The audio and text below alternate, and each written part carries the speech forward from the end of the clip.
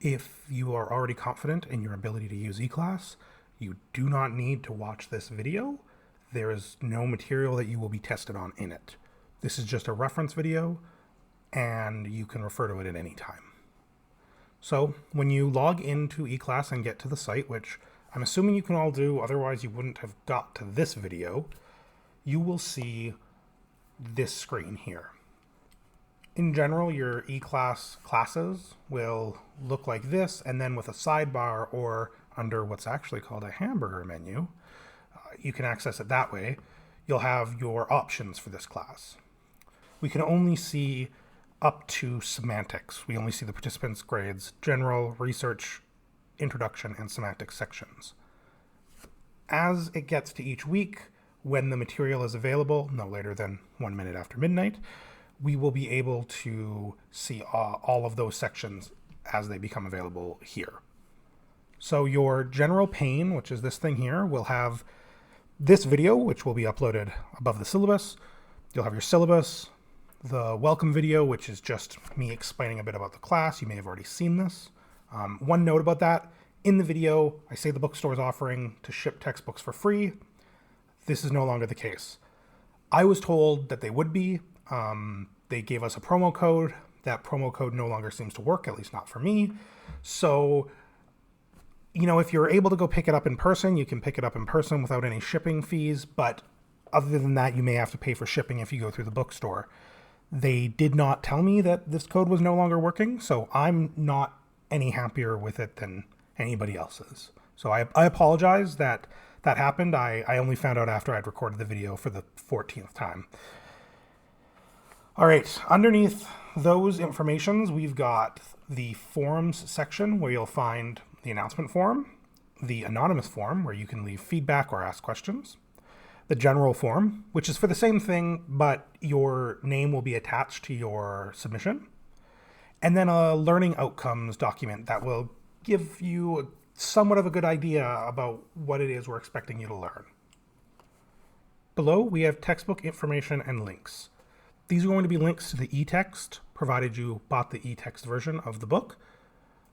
We have here the actual link to the e-text version, and then a link to the study guide and a link to the companion website, as well as some information on how to access these materials and how to access the Pearson content. I've already got a couple emails about this, and I sent out an announcement, but I'll say it here.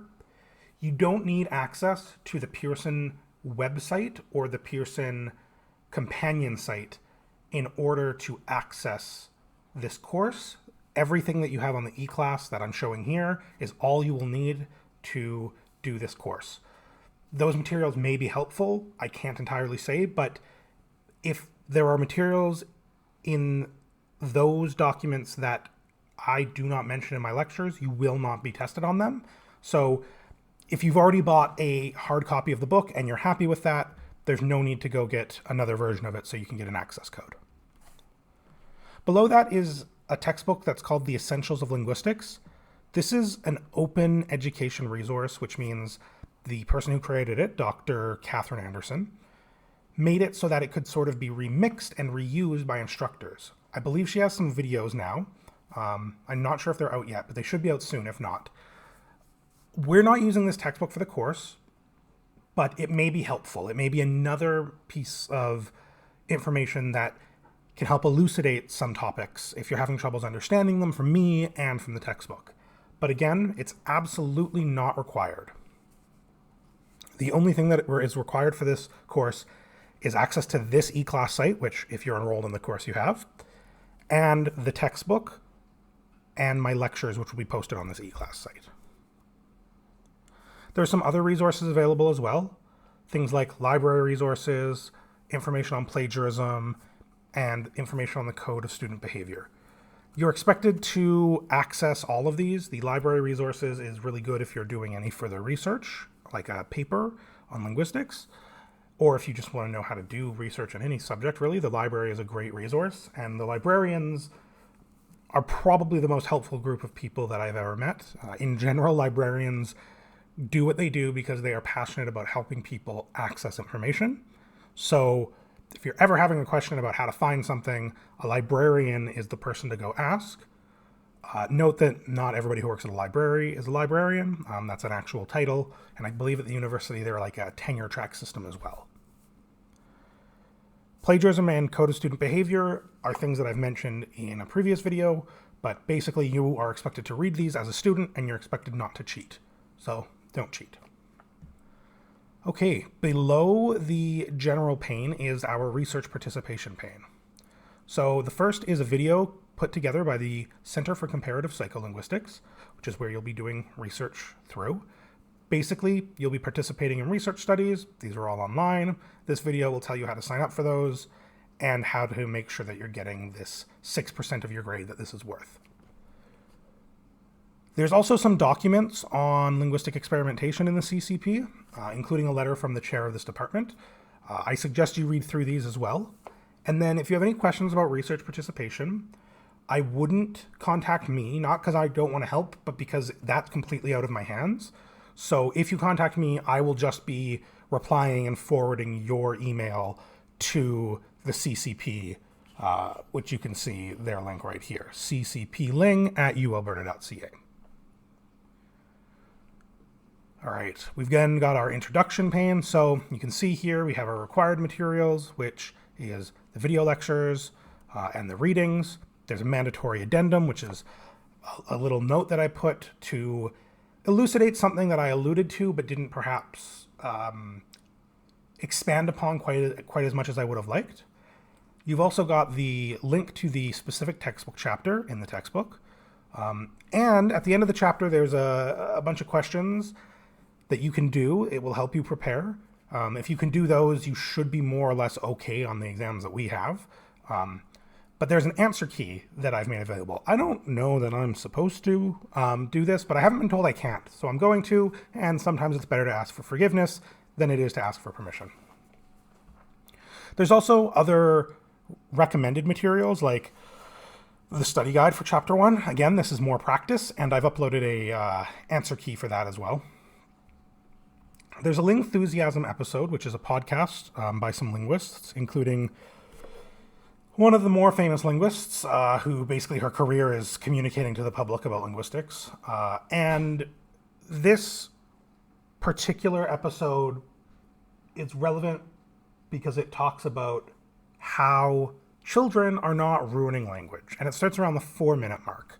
You're not going to be tested on this because I don't feel like testing on a podcast that somebody else made. But you may find this interesting. And then you've got your test yourself, the introduction section. So there is no graded item specific to introduction. All the graded components are mixed for introduction and semantics into one unit, just because these are relatively short topics. They're taught in a class or two, usually during the regular semester. So this is a little quiz that you can do that is not graded just to see where you're at. And it's more or less reflective of what you can expect in the actual graded exam, that is. And you'll notice there's no reflection because, again, you will find that in the semantics unit. All other units will have their own test, graded test, and reflection. So finally, we've got our semantics pane. So you can see here it's actually the 6th chapter in the textbook, but we're going to go through it first, more or less. So here's a brief overview. Here's a link to the required materials. Again, we've got our textbook answer key. The optional materials, pretty much the same as we saw for the introduction. The test yourself. And then there's this section that I call the graded components. And these graded components, this is where all of those things that you will be graded on will be. So we can see here we have graded quiz 1, intro and semantics. This is the quiz. It will be available starting July 13th, just after midnight, and will be available until just before midnight, July 14th. Again, this is open pretty much everything. Don't work with another student, but you will be required to know the material in this section. That's what you're going to be tested on, both, in this case, both in intro and semantics. So again, if you have to look up every answer, you're probably not going to be able to finish this because it has a 45-minute time period. And you'll have enough time if you've done some studying, but it will be tight if you haven't. Here's the reflection link. So the reflection link is where you will click to do essentially your participation component. This is these reflections that I mentioned in the welcome video. So if we click this, I just want to show sort of what it looks like. So you can see here, this is attempt number 1. The due date is 11:59 p.m. on Thursday, July 9th. You can see I'm doing this here Friday because I'm cool. You just click add submission and you'll get a text box that'll pop up and you can type in your thing here. So for example, the question on that these units made me think of is, how do we know if we are real if our eyes aren't real? So I'm going to save changes. You'll see that the draft has been saved, but it's not been submitted. So I could come back anytime before this deadline and fix it. But if I was happy with it, I would submit it. And then it asks you, are you really sure that you want to submit? Because you can't make any changes once you've submitted it. And will get sent to me. So in this case, I would actually probably give this a failing grade because to me, this shows that it has no information that leads me to believe that the student has read or watched anything. But, if they wanted to ask something like, how do I know if our eyes are real because I think that they're a fuzzy concept? I would be willing to consider giving that a grade, but even that's borderline. So again, the final component is this week 1 office hours. This is where you would click to get access to the Zoom office hour session. It's not mandatory and it's not required. I will probably move around where this is just because it looks like it's undergraded components. And it's not, it just happens to be the last item. So that is basically our eClass site. If you have any questions, you can email me here at this Galvin plus ling101 at ualberta.ca, which I've already seen some people have, and that's awesome because it means my inbox system worked. Don't email me at galvin@ualberta.ca or atticus.harrigan@ualberta.ca. They do both go to me, but basically I'm not going to be checking my email except for my Ling101 folder very often. Like I'll be checking them maybe once every few days. The Ling101 folder I'll be checking constantly, multiple times a day. So if you shoot an email to galvin@ualberta.ca or atticus.harrigan@ualberta.ca, there's a chance that I might not be able to get to you quite as quickly as I would have if you emailed it to this particular address. So with that, I will let y'all go. And hopefully if you haven't watched the intro and semantic videos yet, you will soon. And I'll see you all there. Thanks.